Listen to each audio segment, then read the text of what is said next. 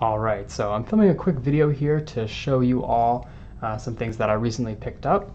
I just got a box in from YGO. Really impressed, they actually overnighted it to me somehow. That's the fastest I've ever gotten anything from them. I do a lot of buying with YGO, but not typically trading cards. I'm mostly an English collector and I buy other things from Japan. But this time I had enough to fill up a box with just TCG stuff, so I figured I would film a video. I'm going to do an unboxing, minus the unboxing though. I've already broken down the box and opened up all the packages, got all the cards into new sleeves as needed, just to make the video process a little easier. I can just run through everything that I picked up, tell you about how much I paid for it roughly, and why I bought it. I also am going to do things in order. I'm going to do the Pokemon cards first, so if you're only interested in the Pokemon, you can X out after that. But after the Pokemon, I'll cover some of the Yu-Gi-Oh stuff I picked up, and then some gaming supplies too, if you're interested in that kind of thing. Alright, so let's start off with some Pokemon singles. If they're in a card saver, it means they're going to go out to PSA at some point. I've got a few things here. First up, Satoshi's or Giovanni's Nidoking is the Coral promo. I picked this up on Mercari for about $5, and it's pretty nice condition. I think it could get an 8 if I'm lucky. I know this card is very hard to grade, and I would like a 9 for my collection. I have one off a PSA now that I think is probably a 9, but this one, for $5, it looked like an 8 to me, so got it in, and it does appear to be an 8. So pretty happy with that one. Up next, I've got a beautiful Giratina from Platinum 1. I love this art. I know it's very popular. I'm not the only person to love this art. Let me see if I can get it to focus. Yeah, I'm not alone in loving this art. Really just amazing stuff. Kusajima. The holofoil on the moon just looks amazing. I pick these up whenever I can. I don't remember exactly what I paid for this. Maybe like $10, $15 converted to US. Super Beauty Goods, of course. It's about a 9 in my opinion. Very clean front and back, but it's got a little whitening on the both of the bottom corners. They don't look like factory nicks, although they could be. It looks like maybe it was just sitting in a box. But it's pretty nice. Definitely gonna grade it even if it gets a 9. I just love this card so much. I grade them every time I get them. Up next, we've got this Blaziken FB. Pretty amazing. I don't know a ton about this set, honestly. It's too modern for me to really know anything about it. Platinum 3, but it's a really, really cool Blaziken art. So I picked it up. It was like $5 probably, and some cool swirls. This one's gem mint in my opinion, so hoping to get lucky with that one. All right, we got a Sceptile, Gen 3 favorite, of course. Yeah, this is probably my. It's always a toss-up between what is my favorite Pokemon, but Sceptile is definitely up there. This really cool one from Diamond and Pearl. I really like the art on this one compared to, I think it's like, in English it's Stormfront, or no, that's not right. I can't remember what the English version is called, but this is my favorite of the two Diamond and Pearl Hollows for Sceptile. This one, condition, is borderline 10, really, really strong 9 most likely, but the centering is not perfect. If I remember right, there was like a little something on one of the corner, or right up here. You're not gonna be able to see. Maybe you can. Maybe a little something there, but I think it's a really strong card. Good enough for the grade. I think this will just go in the pile, and it'll just wait for the $10 tier when that eventually shows up. And then we've got the shiny Bagon. This is not the kind of card I would normally buy, but I do love the Salamence line. And this was really cheap. It was like $25 for shiny with that like all over hollow, which is really cool. Platinum 4, of course. The condition on this is pretty good. There's not any chipping on the back. There is something down here in the bottom left corner, and I think it has to do with the holofoil layer and how it's cut. I'm not super familiar with these cards, frankly, so I'm not sure how common that is, but I do think it will hold it back from like a 10. Hopefully it doesn't hold it back from a 9. I think it's a really, really fresh card, so yeah, hoping for the best on that one. And for $25, I mean, worth it every time. All right, so we'll cover some of the singles that I got in that were not good enough to grade. Some duplicates here. So we've got another one of that Blaziken.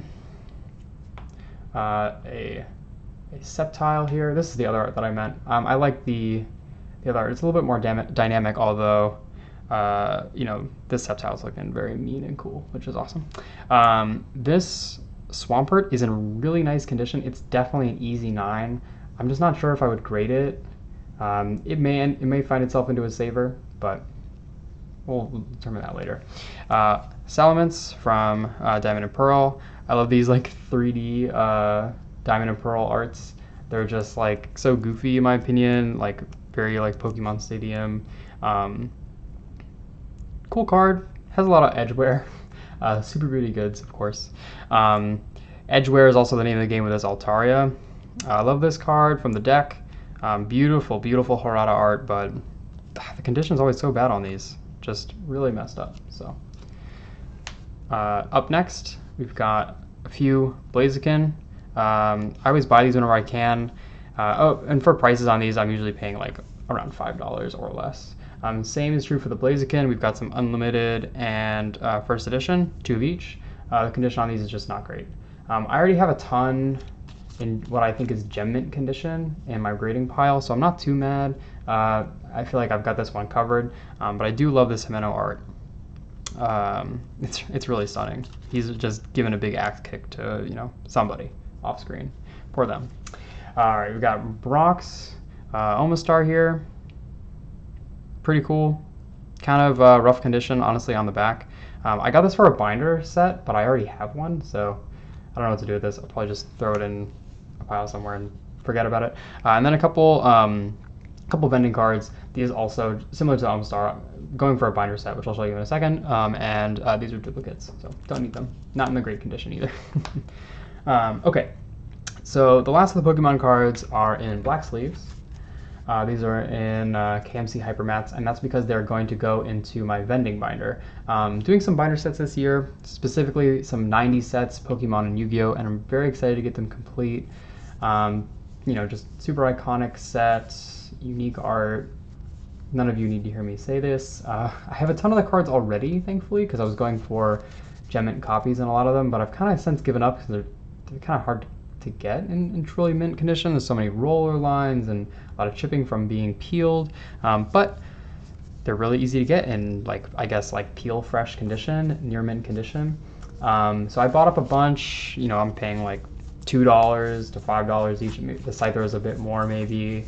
I think the Hitmonlee was like 6 or 7, but most of these cards are really, really inexpensive. Just from like Mercari and Yahoo and Rakuten sellers.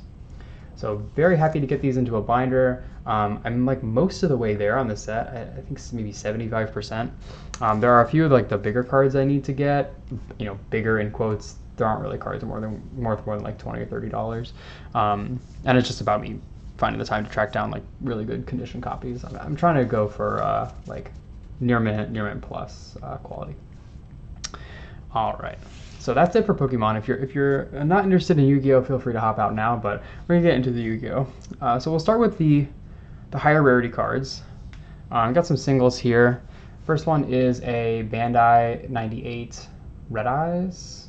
Love this set. Gonna be doing a binder set. I got this one on Mercari, paid about $50 for it. I was maybe naively hoping for like PSA 8, 9, or 10 quality condition. It's like a PSA 7, so it'll be going into the binder. I figured at that price, if it's not great, I'll put it in the binder, and if it is really great, it's going off to PSA. I've had some really good luck with these Bandai cards from Mercari, and I've sent a lot to PSA. Hopefully they do well. Just like really clean condition. This one, not so lucky. I might have to pay closer to like $200 or $300 to get like a really clean copy, and even then it's such a crapshoot. So these cards are pretty delicate. So put that over there. Next one is going for my binder set. I'm doing a Series 1 volume and booster binder set. So we have the ultra rare Curse of Dragon from Volume 2. This is the ultra rare from that set, or one of the 2 ultra rares from that set. I picked this up for I think about $40. It's in pretty nice condition. It's plagued with some of that silvering on the edges that you see, particularly for like Volume 1 and 2 and like the EX starter series. There's a lot of silvering. It's very hard to mess around with that. I think this is probably a PSA 7 condition. No creases or anything like that. The back and front are really clean. There is some very minor scratching on the hollow foot in the bottom left corner. But for $40, it's like a perfect binder copy. It's nice to start checking off some of those early ultra rares. I'm not looking forward to buying the Red Eyes and the Dark Magician, I can tell you that. But, you know, we do what we have to do to get the binder set. And then speaking of volume and booster sets that I'm building, I bought a ton of volume 1 through 7 and booster 1 through 7 rares and commons. So I'm just going to thumb through those really quickly.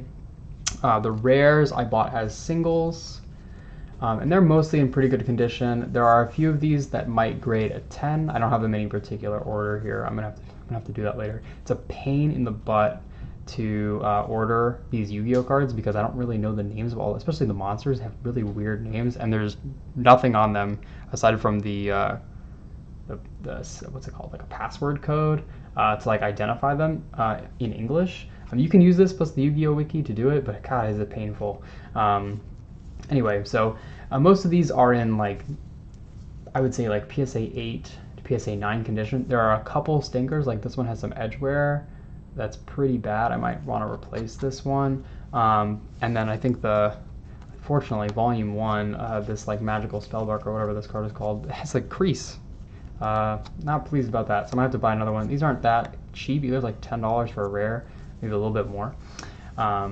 Anyway, because it's Volume 1. But I got a ton of them off the list here. I have a few more in a binder that I've started, and this is a big step towards it. Obviously, the super rares and ultra rares are going to be the big test, but it's nice to check out a huge chunk. And then, speaking of huge chunks, I found someone on Mercari selling pack fresh commons from all the volumes. So no booster commons. I'm going to have to track those down. But the volumes I have complete. I think aside from 5 or 6 cards, there's pretty much everything here. So I'm not going to go through all of them because it's, 400 cards or something like that. But yeah, I got these all from someone on Mercari. I think I paid about $275 for the lot, and then obviously like shipping and things like that. Although shipping was very cheap. Shipping just cards is very, very inexpensive compared to the stuff I normally buy. It's only like $45. I was thrilled. But yeah, we've got, Red Medicine, pretty much, Mammoth Graveyard, anything, all the classics, and then a ton of, cards that we don't really see in the TCG, all these OCG cards that frankly don't know the name of. Silver Fang is really cool, Tatsume Giant.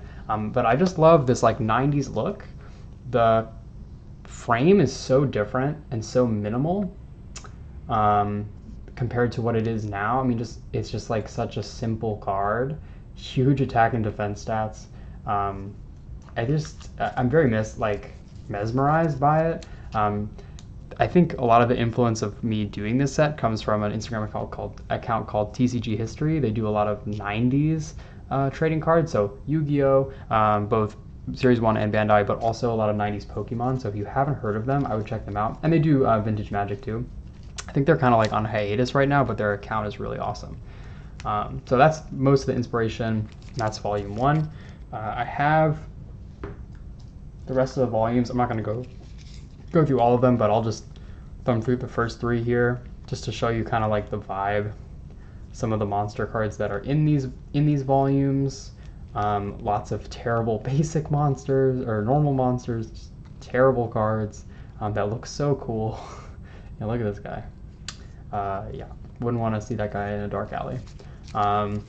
Tons and tons of cards. It's quite the undertaking to start the binder set, so I was very thrilled to be able to just check 300 plus cards off the list with a single purchase. And I'm paying like 75 cents, $1 per card, and these are all pack fresh.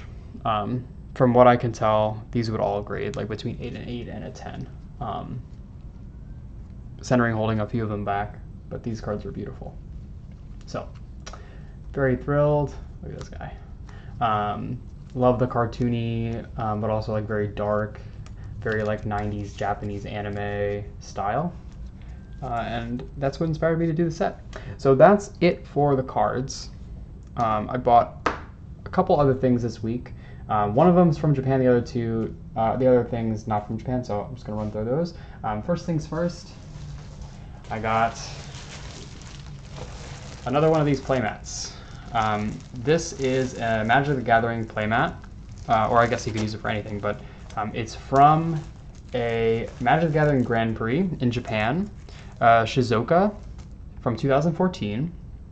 This is a pretty hard playmat to get, and this one's brand new, which I'm pretty happy about. I have a couple other ones, as you can tell, and I buy this playmat every time I think to. I actually found this one. I wasn't actively searching, but I saw someone post one on eBay, and they looked like an obvious dropshipper. So I moseyed on over to Mercari and found the original listing for half the price, and decided to pick it up. I paid about $80 for this, which is frankly a lot for a Magic the Gathering Grand Prix playmat. You can go and get one from like 2020, or maybe not 2020, but 2018, 2019, for like $20. All day, all week. So if you just need a playmat with some cool art, I really recommend Magic the Gathering Grand Prix playmats. The thing that's special about this one is that, unlike most Grand Prix playmats, this art is exclusive to the playmat, and it's from a Grand Prix in Japan, which is not a common occurrence. This art is not a Magic the Gathering art card, but it is done by a Magic the Gathering illustrator, John Avon. Anyone who collects Magic will know, but John Avon does a lot of their landscapes for the land cards. If you're not familiar with the game, a land card is like an energy, so your resource in the game. But this is just a really beautiful art. If you hadn't guessed, it's Mount Fuji, very on theme for the Grand Prix. And yeah, it's a rare playmat. There's not a ton of playmat collectors in Magic, although it is one of the ways that you can kind of stunt on your opponents at the big tournaments if you have a cool playmat, and I'm a sucker for that kind of thing. So I have a few rare playmats in my collection, and I buy this one whenever I can because it's just so beautiful. And then the last thing that I bought that I want to show you in this video, I got some new binders. It's the Ultra Pro Zippered Premium Pro binder, specifically in the suede finish. Big shout out to Clashancy for posting a bunch of these binders on his Instagram, and I can't deny it. I was just immediately influenced by them. They look really good on the shelf. It's hard to find these. It seems like they haven't made them in a while, or maybe they're kind of waiting a restock. Especially the 9-pocket ones. I got 2 of them from Ultra Pro, but they were almost out of stock on everything, and I had to get the green one from Amazon for a bit more. And they don't have every color. You can't find a black one or a blue one right now. So a bit harder to find these than I expected. I haven't actually opened them up, but the red ones I'm going to be using for that YGO Series 1 collection. It's going to take both binders to hold all the cards, and then the green one I'm going to do vending. And I may do verses in there too, but one step at a time. The one thing I'll note about these binders, if you're buying them, they don't fit into like the standard IKEA Calyx shelving, which is what I use for all my binders. They don't fit. That being said, I'm dedicated to the aesthetic, so I'm probably going to be buying a new shelf to make the binder work. That's maybe a bit backwards, but I think they're worth it. They're really, really great looking. Normally I just use the same Legion dragon hides, but I think for these 90s binders, I like the very vintage suede feel. That's what I'm gonna go for. So I'm very aesthetics first, if that isn't clear. All right, so that is everything. Thanks for sticking around and watching. I'll see you around.